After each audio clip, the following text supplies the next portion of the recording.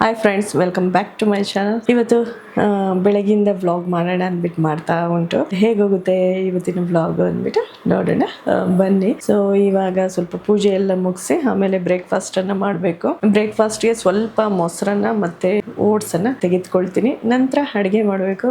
ಈ ರೀತಿ ಇವತ್ತಿನ ದಿನ ಹೇಗೋಗುತ್ತೆ ನೋಡೋಣ ಬನ್ನಿ. ಪೂಜೆ ಮಾಡಿ ತದನಂತರ ಸಿಗ್ತೀನಿ.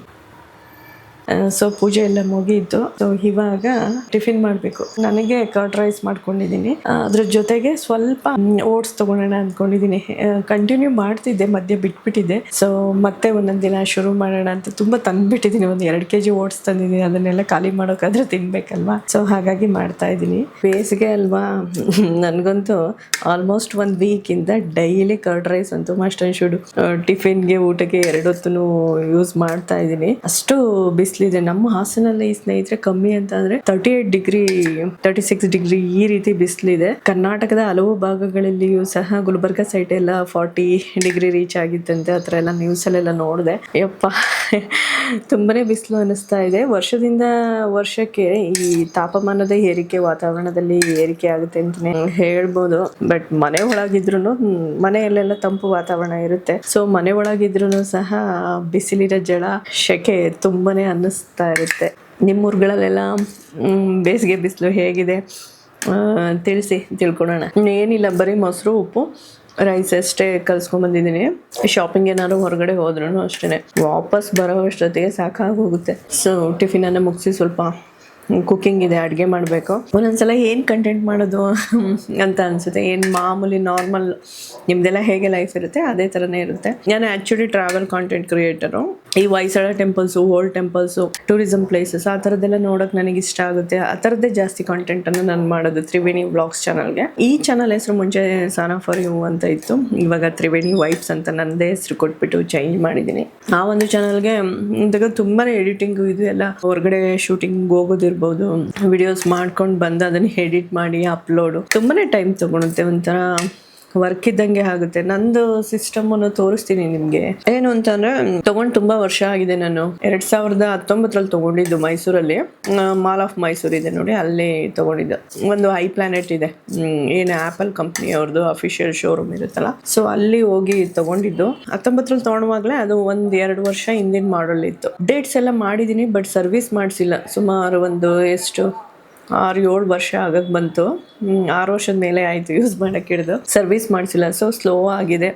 ಮೆಮೊರಿ ಫಿಲ್ ಆದಾಗ ವರ್ಕ್ ಆಗಲ್ಲ. ಆಮೇಲೆ ಇನ್ನೊಂದು ಏನೋ ಸಮಸ್ಯೆ ಅಂತ ಅಂದರೆ, ನಮ್ಮ ಮನೇಲಿ UPS ಇಲ್ಲ. UPS ಇರಬೇಕು ಮೇಯ್ನು. ಆ್ಯಪಲ್ ವರ್ಕ್ ಮಾಡುವಾಗ ಸಡನ್ನಾಗಿ ಆಫ್ ಆಗೋಗ್ಬಿಡುತ್ತಲ್ಲ, ಸೊ ಅದು ನಾವು ಶಟ್ ಡೌನ್ ಮಾಡಲ್ವಲ್ಲ, ಅದು ಸಿಸ್ಟಮ್ ಮೇಲೆ ಸ್ವಲ್ಪ ಎಫೆಕ್ಟ್ ಆಗುತ್ತೆ ಅಂತಲೇ ಹೇಳ್ಬೋದು. ಮತ್ತೆ ಲೈಟ್ಸ್ ಬಂದಮೇಲೆ ನಾನು ಅದನ್ನು ಹಾಕಿ ಆನ್ ಮಾಡಿ ಮತ್ತೆ ಸೆಟಪ್ ಮಾಡಿ ಕೂರೋ ಹೊತ್ತಿಗೆ ನನಗೆ ಮಿನಿಮಮ್ ಅಂತ ಅಂದರೆ 1/4 ಗಂಟೆಯಿಂದ ಅರ್ಧ ಗಂಟೆ ಟೈಮ್ ಹೋಗುತ್ತೆ. ಸೊ ಹಿಂಗೆ ಡಿಲೇ ಆಗೋಗ್ಬಿಡುತ್ತೆ. ಆಪಲ್ ಸಿಸ್ಟಮ್ಸಲ್ಲೆಲ್ಲ ನಿಮ್ಗೆ ಇನ್ನೊಂದು ಅನುಕೂಲ ಏನು ಅಂತ ಅಂದರೆ, ನಾವು ಎಡಿಟಿಂಗ್ ಇರ್ಬೋದು ಅಥವಾ ಯಾವ ಒಂದು ಆ್ಯಪಲ್ಲಿ ಅಥವಾ ಏನು ವರ್ಕ್ ಮಾಡ್ತಿರ್ತೀವಿ ಅದೇ ಇರುತ್ತೆ. ಎಡಿಟ್ ಎಲ್ಲ ಮಾಡಿರ್ತೀವಲ್ಲ, ಅದೆಲ್ಲ ಸೇವ್ ಮಾಡಿಲ್ಲ ಅಂತಂದ್ರೂ ಅದು ಆಟೋಮೆಟಿಕಲಿ ಸೇವ್ ಇರುತ್ತೆ. ಅದೇನು ಪ್ರಾಬ್ಲಮ್ ಆಗಲ್ಲ. ಒಟ್ಟಾರೆ ನನ್ನ ಸಿಸ್ಟಮ್ ಚೆನ್ನಾಗಿದೆ, ಬಟ್ ಮಧ್ಯದಲ್ಲಿ ಹೋಗ್ಬಾರ್ದು ಅಷ್ಟೇ. ಐಫೋನ್ಸಲ್ಲಿ ಎಡಿಟಿಂಗಿಗೂ ಸಿಸ್ಟಮ್ ಎಡಿಟಿಂಗಿಗೂ ಏನು ಡಿಫ್ರೆನ್ಸ್ ಅಂತಂದರೆ, ಹೀಗೆ ಲೈಟ್ಸ್ ಏನಾದ್ರು ಹೋಗಿ ಬಂದರೆ ಅದು ಆನ್ ಮಾಡ್ಕೋಬೇಕು, ಕುತ್ಕೋಬೇಕು. ಅದಕ್ಕೆಲ್ಲ ಸ್ವಲ್ಪ ಪೇಷನ್ಸ್ ಬೇಕು ಅಂತ ಅನಿಸುತ್ತೆ. ಐಫೋನ್ಸ್ ಹಂಗಲ್ಲ, ಯೂಸ್ ಮಾಡೋದು ಎಡಿಟಿಂಗ್ ತುಂಬಾ ಈಸಿ ಇರುತ್ತೆ. ನನಗೇನು ಪ್ರಾಬ್ಲಮ್ ಅಂತಂದರೆ ಮೆಮೊರಿ ಪ್ರಾಬ್ಲಮ್ ಆಗುತ್ತೆ. ಸೊ ನಾನು ತೊಗೊಳುವಾಗ 256 ಅಷ್ಟೇ ತೊಗೊಂಡಿದ್ದು. ಯೂಟ್ಯೂಬರ್ಸ್ಗೆಲ್ಲ ಆಲ್ಮೋಸ್ಟ್ 1 TB ಮೆಮೊರಿ ಇದ್ರೆ ತುಂಬಾನೇ ಅನುಕೂಲ. ಎಡಿಟಿಂಗಿಗೆ ಇದಕ್ಕೆಲ್ಲ ಭಾಳ ಬೇಗ ಆಗುತ್ತೆ. ನಿಮ್ಮದು ಡೈಲಿ ಅಪ್ಲೋಡ್ಸ್ ಕೊಡ್ಬೋದು. ಸೊ ಹಿಂಗಾಗಿ ನಂದು ಪ್ಲಾನಿಂಗ್ಗೆ ಎಡವಟ್ಟಾಗ್ಬಿಡ್ತು ತೊಗೊಳುವಾಗ. 14 Pro Max ಡಿಸೈಡ್ ಮಾಡಿದೆ. ಯಾಕೆ ಅಂತ ಅಂದರೆ, ನೀವು ನಗ್ತೀರಾ, ನನಗೆ ಅದು ಪಿನ್ ಕನೆಕ್ಷನ್ ಇಷ್ಟ ಇರಲಿಲ್ಲ. ಸೊ ಹಾಗಾಗಿ ನಾನು 1 ವರ್ಷದ ಹಿಂದೆ ಹೋಗಿ ತೊಗೊಂಡೆ. ಸೊ ಅದೇ ರೇಂಜಿಗೆ ಆಲ್ಮೋಸ್ಟ್ ಇನ್ನೊಂದು 10,000 ಖರ್ಚು ಮಾಡಿದರೆ 15 Pro Max ಬಂದಿರೋದು. ನನಗೆ ಇನ್ನೊಂದು ಅನುಕೂಲ ಅಂತ ಅಂದರೆ, ಏರ್ ಡ್ರಾಪ್ ಇರೋದ್ರಿಂದ ಎಷ್ಟೋ ಅನುಕೂಲ. ಸೊ ಪಟ ಅಂತ ಸ್ವಲ್ಪ ಶಿಫ್ಟ್ ಆಗೋದಕ್ಕೆ ಹೆಲ್ಪ್ ಆಗುತ್ತೆ. ವೇಟ್, ಯಾವುದೋ ಕಾಲ್ ಬರ್ತಿದೆ. ಟಿಫಿನ್ ಮಾಡ್ತಾ ಇದ್ದೆ. ಹೌದು ನೋಡಿ ಫ್ರೆಂಡ್ಸ್, ನನ್ನ ತಂಗಿ ಹಿಂಗೆ ನಾನು ವ್ಲಾಗ್ ಮಾಡುವಾಗೆಲ್ಲ ಫೋನ್ ಮಾಡ್ಬಿಟ್ಟು ಡಿಸ್ಟರ್ಬ್ ಮಾಡ್ತಾಳೆ.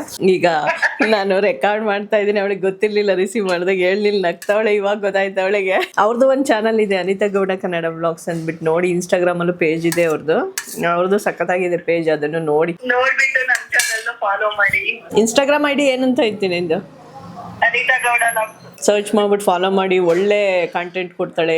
ಕಿಚನ್ ಅಂತೂ ಮಸ್ತ್ ಅವ್ರ ಮನೆದು, ಗೊತ್ತಾ, ಸಿಕ್ಕಾಬಟ್ಟೆ ಚೆನ್ನಾಗಿ ಇಟ್ಕೊಂಡಿದ್ದಾಳೆ. ಮಧ್ಯಾಹ್ನ ಊಟಕ್ಕೆ ಇವತ್ತು ಚಪಾತಿ ಮತ್ತೆ ತೊಂಡೆಕಾಯಿ ಪಲ್ಯ ಮಾಡೋಣ ಅಂತ ಅನ್ಕೊಂಡಿದೀನಿ. ಸ್ವಲ್ಪ ರೈಸ್ ಒಟ್ಟಿಗೆ ಊಟ ಮಾಡಬಹುದು. ಸೊ ಇವಾಗ ನಾನು ಕುಕ್ಕರ್ ಅನ್ನ ಇಟ್ಟಿದ್ದೀನಿ. ಕುಕ್ಕರ್ ಅನ್ನ ಇಟ್ಟು ಸ್ವಲ್ಪ ಒಂದು 4-5 ಸ್ಪೂನ್ ಎಣ್ಣೆಯನ್ನ ಹಾಕೊಂತಾ ಇದ್ದೀನಿ. ನಂತರ ಸಾಸಿವೆ ಹಾಕೊಂಡೆ. ಅದಾದ ಬಳಿಕ ಜೀರಿಗೆ ಹಾಕೊಂಡಿದ್ದೀನಿ. ಒಗ್ಗರಣೆ ಹಾಕಬೇಕು. ಸೊ ಕರಿಬೇವು ಹಾಕೊಂಡೆ. ಕರಿಬೇವು ಸ್ವಲ್ಪ ಚಟಪಟ ಸಿಡಿದ ಆದ್ಮೇಲೆ ಈರುಳ್ಳಿನ ಹಾಕೊಂಡು ಚೆನ್ನಾಗಿ ಸ್ವಲ್ಪ ಅದು ಬೇಯೋವರೆಗೂ ಸ್ವಲ್ಪ ಬಾಡಿಸ್ಕೊತಾ ಇದ್ದೀನಿ. ಈರುಳ್ಳಿ ಸ್ವಲ್ಪ ಬೇಗ ಬೇಯಬೇಕು ಅಂತ ಅಂದ್ರೆ ಸ್ವಲ್ಪ ಚಿಟಿಕೆ ಉಪ್ಪು ಹಾಕೊಂಡ್ರು ಒಳ್ಳೇದು. ಸಾಂಬಾರ್ ಅರಿಶಿನವನ್ನ ಸೇರಿಸ್ದೆ. ತೊಂಡೆಕಾಯಿಯನ್ನ ಆಲ್ರೆಡಿ ನಾನು ಕಟ್ ಮಾಡಿ ಇಟ್ಕೊಂಡಿದ್ದೆ ಮಾರ್ನಿಂಗೇನೆ. ಸೊ ಈಸಿ ಆಗುತ್ತೆ ಕುಕಿಂಗ್ ಅನ್ನೋ ದೃಷ್ಟಿಯಿಂದ. ಟೊಮೆಟೊನ ಹಾಕೊಂಡು ಅದನ್ನು ಸಹ ಸ್ವಲ್ಪ ಬೇಯೋದಕ್ಕೆ ಬಿಡ್ತಾ ಇದ್ದೀನಿ. ಅದೊಂದು 2-3 ಮಿನಿಟ್ಸ್ ಬೆಂದಾದ ನಂತರ ಈಗ ಮಸಾಲೆ ಖಾರವನ್ನ ಹಾಕೊಂತಾ ಇದ್ದೀನಿ. ಇದು ಉತ್ತರ ಕರ್ನಾಟಕ ಸೈಡ್ ಮಾಡುವಂತಹ ಮಸಾಲೆ ಖಾರ. ಇದು ನಮ್ಮ ತರ ಏನ್ ಖಾರದ ಪುಡಿ ಧನಿಯಾ ಪುಡಿ ಇರುತ್ತೆ ಆ ತರ ಅಲ್ಲ. ಇದು ಆ ಸೈಡ್ ಬಳಸ್ತಾರಲ್ಲ, ಅದು ತುಂಬಾನೇ ಪಲ್ಯ ಮಾಡಲಿಕ್ಕೆಲ್ಲ ಸಖತ್ ಚೆನ್ನಾಗಿರುತ್ತೆ. ಹಾಗಾಗಿ ನಾನು ತೊಂಡೆಕಾಯಿನ ತೀರಾ ಸಣ್ಣಗೆ ಚಾಪ್ ಮಾಡ್ಕೊಂಡಿಲ್ಲ. ರಫ್ ಆಗಿ 2 ತುಂಡು 4 ತುಂಡು ಈ ರೀತಿ ಪೀಸಸ್ ಅನ್ನ ಮಾಡ್ಕೊಂಡು ದಪ್ಪಗೆ ಹೆಚ್ಕೊಂಡಿದ್ದೀನಿ. ಈಗ ರುಚಿಗೆ ತಕ್ಕಷ್ಟು ಉಪ್ಪನ್ನ ಹಾಕಬೇಕು. ಮಸಾಲಾ ಖಾರ ಎಲ್ಲವನ್ನ ಹಾಕಿ ನೀಟಾಗಿ ಮಿಕ್ಸ್ ಅಪ್ ಮಾಡಿಕೊಂಡು ಸ್ವಲ್ಪ ನೀರನ್ನ ಸೇರಿಸ್ಕೋಬೇಕು. ನಾನು ಸ್ವಲ್ಪ ನೀರು ಹಾಕಿದ್ದು ಇಲ್ಲಿ ಜಾಸ್ತಿ ಆಯ್ತು. ಅಷ್ಟರಲ್ಲಿ ಸ್ವಲ್ಪ ಕೊತ್ತಂಬರಿನ ಆ್ಯಡ್ ಮಾಡಿಬಿಟ್ಟು ಒಂದು 3-4 ವಿಷಲ್ ಬರೋವರೆಗೂ ಬೇಯಿಸಿದ್ರೆ ಆಯಿತು. ಸೊ ಫೈನಲಿ ನಾನು ಸ್ವಲ್ಪ ಬೆಣ್ಣೆಯನ್ನು ಸಹ ಆ್ಯಡ್ ಮಾಡಿದ್ದೆ. ಇವಾಗ ವಿಷಲನ್ನು ಕ್ಲೋಸ್ ಮಾಡಿಬಿಟ್ಟು ಒಂದು 3 ವಿಷಲು ಬೇಯಿಸ್ಕೊತೀನಿ. 2 ವಿಷಲ್ ಆದ್ರೂ ಸಾಕು. ತರಕಾರಿ ಸ್ವಲ್ಪ ನೀಟಾಗಿ ಬೆಂದರೆ ಆಯಿತು. ವಿಷಲ್ ಆಯಿತು. So ready. ಇವಾಗ ಚಪಾತಿಯನ್ನು ಮಾಡ್ಕೊತಾ ಉಂಟು ನಾನು ಸೈಡಲ್ಲಿ. ಚಪಾತಿ ಮಾಡಲಿಕ್ಕೆ ಸ್ವಲ್ಪ ಗೋಧಿ ಹಿಟ್ಟು ಮಧ್ಯಾಹ್ನಕ್ಕೆ ಮತ್ತು ಸಂಜೆಗೆ ಎಷ್ಟು ಹಿಟ್ಟು ಬೇಕು ನನಗೆ ಅಷ್ಟನ್ನು ತೆಗೆದುಕೊಂಡಿದ್ದೀನಿ ಗೋಧಿ ಹಿಟ್ಟನ್ನು. ತದನಂತರ ಸ್ವಲ್ಪ ಎಣ್ಣೆ ಮತ್ತು ಉಪ್ಪನ್ನು ಹಾಕೊತೀನಿ. ನೀಟಾಗಿ ಸ್ವಲ್ಪವಾಗಿ ನೀರನ್ನು ಹಾಕ್ಕೊಂಡು ಕಲಿಸ್ಕೊತಾ ಇದ್ದೀನಿ ನಾನು. ಕಲಿಸ್ಕೊಂಡು ಅದು ನೀಟಾಗಿ ಕನ್ಸಿಸ್ಟೆನ್ಸಿ ಬಂದಮೇಲೆ ಫೈನಲಿ ಅದ್ರ ಮೇಲೆ ಒಂದು ಸ್ವಲ್ಪ ಎಣ್ಣೆಯನ್ನು ಹಾಕಿ ಅದ್ರ ಮೇಲೆಲ್ಲ ಸರಿಬಿಟ್ಟು ಒಂದು 20 ನಿಮಿಷ ರೆಸ್ಟ್ ಬಿಡ್ತೀನಿ, ಅಥವಾ 1 ಅವರ್ ಟೈಮ್ ಇತ್ತು ಅಂತ ಬಿಡ್ತೀನಿ. ಮಿನಿಮಮ್ ಅಂದರೆ 20 ನಿಮಿಷ ನಾನು ಬಿಡ್ತೀನಿ ಅದು ನೀಟಾಗಿ ನೆನ್ಕೊಳ್ಳಿ ಇಟ್ಟು ಅಂದ್ಬಿಟ್ಟು. ಸೊ ಆ ಟೈಮ್ಗೆ ಪಕ್ಕದಲ್ಲಿಯೇ ಈ ತವವನ್ನು ಕಾಯಲಿಕ್ಕೆ ಇಟ್ಕೊತಾ ಇದ್ದೀನಿ. ನಾನು ಈ ರೀತಿ ಒಂದು ಸಪ್ರೇಟ್ ಟಪ್ಪರ್ವೇರ್ ಒಂದು ಪುಟ್ಟು ಬಾಕ್ಸ್ಗೆ ಈ ರೀತಿ ಗೋಧಿ ಹಿಟ್ಟನ್ನು ಹಾಕಿಟ್ಕೊಂಡಿದ್ದೀನಿ. ಸೊ ಪದೇ ಪದೇ ಗೋಧಿ ಹಿಟ್ಟು ಬೇಕಲ್ವಾ ಚಪಾತಿಯನ್ನು ಲಟ್ಟಿಸ್ಲಿಕ್ಕೆ. ಸೊ ಹಾಗಾಗಿ ಹಿಟ್ಟು ಇವಾಗ ನೋಡ್ಬೋದು ಚೆನ್ನಾಗಿ ನೆಂದಿದೆ. ಸೊ ಇವಾಗ ಚಪಾತಿಯನ್ನು ಲಟ್ಟಿಸ್ತಾ ಇದ್ದೀನಿ. ಈ ಒಂದು ಮಣೆಯನ್ನು ನಾನು ಹಾಸನಲ್ಲೇ ಒಂದು ಪಾತ್ರೆ ಅಂಗಡಿಯಲ್ಲಿ ತಗೊಂಡ್ಬಂದಿದ್ದೆ. 500 ರುಪೀಸ್ ಏನೋ ಇತ್ತು ಈ ಕಲ್ಲಿನ ಬೆಲೆ. ಒಬ್ಬಿಟ್ಟು ತಟ್ಟೋದಕ್ಕೆ ಚಪಾತಿಯನ್ನು ಲಟ್ಸೋದಕ್ಕೆ ಈ ಒಂದು ಮಣೆ ಚೆನ್ನಾಗಿದೆ ಅಂತಲೇ ಹೇಳ್ಬೋದು. ಈಗ ಚಪಾತಿಯನ್ನು ಹರ್ಕೊಂಡು ನಾನು ನೀಟಾಗಿ ತವದಲ್ಲಿ 2 ಸೈಡು ಬೇಯಿಸ್ಕೊತಾ ಇದ್ದೀನಿ. ಇವಾಗ ನಾನು ಯಾವುದೇ ರೀತಿಯ ಇದನ್ನು ಆ್ಯಡ್ ಮಾಡ್ತಾ ಇಲ್ಲ, ಆಯಿಲನ್ನು ಆ್ಯಡ್ ಮಾಡಲ್ಲ, ಹಂಗೇನೆ ಬೇಯಿಸ್ಕೊತೀನಿ. ಯಾಕಂತಂದರೆ ನಾನು ಹಿಟ್ಟು ಕಲಿಸುವಾಗಲೇ ಆಯಿಲನ್ನು ಆ್ಯಡ್ ಮಾಡಿರ್ತೀನಲ್ಲ. ಸೊ ಹಾಗಾಗಿ ಚಪಾತಿ ಸಾಫ್ಟಾಗಿ ನೀಟಾಗಿ ಬರ್ತವೆ ಅಂತಲೇ ಹೇಳ್ಬೋದು. ನೋಡ್ಬೋದು ನಾನು ಸ್ವಲ್ಪ ಹೈ ಫ್ಲೇಮಲ್ಲಿ ಬೇಗ ಮಗ್ಚಾಕಿ ಬೇಯಿಸೋದುಂಟು. ಈ ರೀತಿ ಬೇಯಿಸಿದ್ರೆ ಚಪಾತಿ ಮೆತ್ತಗೂ ಬರುತ್ತೆ, ಜಾಸ್ತಿ ಏನು ಖಡಕ್ ಅಂತ ಅನಿಸಲ್ಲ ನಮಗೆ. ಚಪಾತಿ ತಿನ್ನೋದಕ್ಕೂ ಸಹ ಚೆನ್ನಾಗಿರುತ್ತೆ ಅಂತಲೇ ಹೇಳ್ಬೋದು.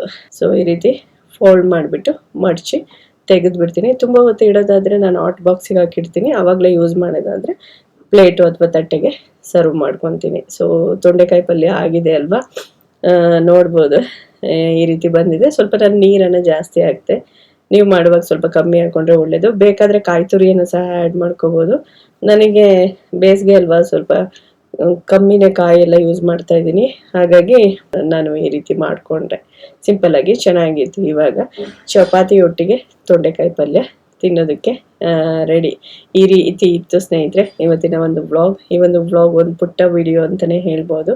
ಸೊ ಈ ಒಂದು ವಿಡಿಯೋ ನಿಮ್ಗೆ ಇಷ್ಟ ಆದರೆ ಒಂದು ಲೈಕ್, ಶೇರ್, ಸಬ್ಸ್ಕ್ರೈಬ್ ಮಾಡೋದನ್ನ ಮರಿಬೇಡಿ. ಧನ್ಯವಾದಗಳೊಂದಿಗೆ ತ್ರಿವೇಣಿ. ಮತ್ತೆ ಇನ್ನೊಂದು ವಿಡಿಯೋದಲ್ಲಿ ಸಿಗ್ತೀನಿ. ಅಲ್ಲಿವರೆಗೂ ಟೇಕ್ ಕೇರ್.